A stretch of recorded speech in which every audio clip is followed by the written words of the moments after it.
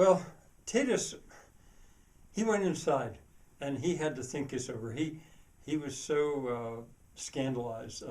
He thought he thought he'd better call his lawyer because maybe something should be done. Uh, but he didn't right away. He came back onto the porch in a little while, and when he looked down, now he saw that Lance, the man, was standing. He was actually standing, a little Abner, he looked like, and he was teetering a little bit. And but the man down there, Lance, he managed to put his arms out. One didn't really work very well, and gestured like this to the women, and meaning come closer, and they came real close to him, kind of watching him because they thought he might fall. That his left leg was not working much at all, but he was doing his best to stand there. Anyway, they got real close, and it was almost like they had their arms around each other. It was kind of like a three-way embrace, and they put their heads together, and Teydis, he's looking at this, and he's just, once again, it's this, he can't believe what he's seeing, and he says, he thinks to himself, they're kissing, but what was going on was that Lance got the ladies close, and he whispered to them, "Who's that guy? Don't look, but who's that guy up there on that balcony watching everything we do?" And they're still like this, kind of whispering, and Violet says, "That's the neighbor Teydis. He and I had an unfriendly encounter recently, and I've been trying to be nice to him lately." And Lance says, "Okay." So then Violet said, let's invite him down to join us. And they thought, okay, that's all right. And they backed away. And Violet, they all turned and looked straight at Teydis, and Violet did this thing with her hands and shouted up to him, "Come on down and join us, Teydis. Two's company, three's a party, and four is a regular," or she was going to say organization, but she only got org out before she busted up laughing and bent over. And you can maybe imagine what Teydis was thinking.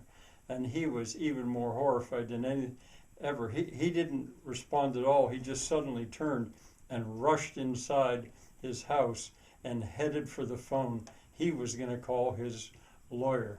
And he grabbed the phone. But he paused and he thought, I better settle down, and I better think about this a little bit. And so he did. And he went back out onto the porch to gather more evidence, really. But he was careful so that they wouldn't see him. He didn't get very close, and he was kind of peeking around, seeing what was going on down below there. Well, now he saw that the young man was standing there, and he was in a walker. He was using a walker. His right arm it wasn't his arm so much as his shoulder, was almost no good at all, but he was able to stand, and he looked sort of like a little bit more normal, and the women had backed away. Well, then Lance sat down, and they started, Violet had said they better start working on that knee again. So she took his pant leg. Now these overalls were loose, and so now she could just slide his pant leg up on that left knee, and till she could get her hands on it. And now she was doing it a little bit harder. She was raising it and trying to straighten it out and going a little bit more than Lance thought he could stand, and he's groaning and carrying on again, and then she'd stop and she'd go on. And Now, Teydis, he was in a fix now because he looked at this, and a normal person would have just realized that, well, he'd been mistaken all along, that this man was injured.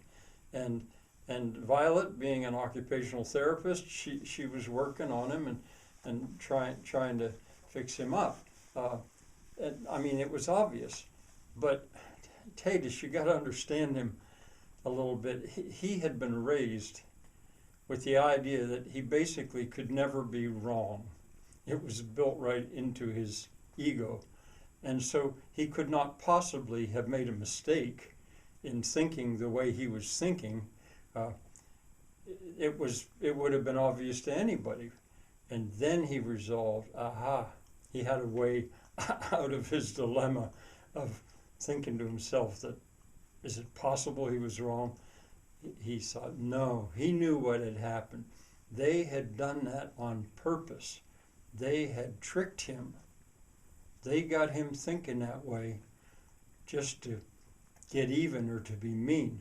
And so with that, Teydis marched into the house, he got the phone, and he dialed up his lawyer. Now he was going to move on what he had thought about doing anyway for several days. He was going to throw the book, as they say, at Violet.